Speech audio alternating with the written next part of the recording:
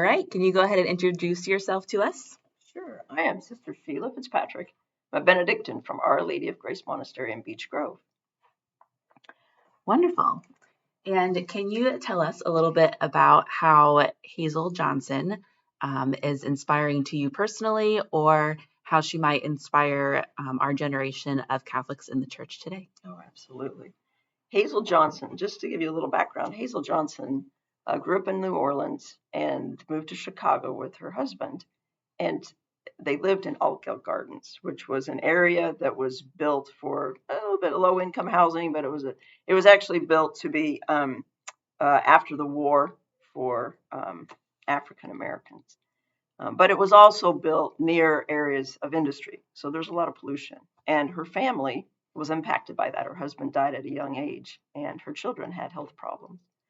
And she connected the dots. She saw the reason for these things that were happening, and she spoke to other people and really began a grassroots effort in the city of Chicago to promote healthy living conditions, especially for Altgeld Gardens, but it continued on to other neighborhoods as well.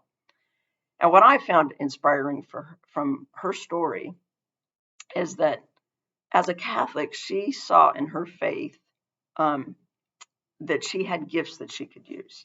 She was not a highly educated woman, but she was very good at engaging other people and sharing and really gathering people together for a common cause.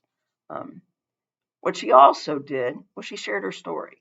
She was personally impacted by these living conditions, and she saw the people around her impacted by these living conditions. And she was able to share her story, her experience. And I think that's what God calls us to do, to not only share a story, but to hear other stories too, and to be united. And the third piece of her life that inspires me is that she never gave up. In her faith as a Catholic, she knew what she was doing was the right thing. It was the just thing. And she knew that she was called to do that. And she continued to do that for many years. And really, she's now known as the Mother of Environmental Justice. So she made a difference. She made a difference in our world.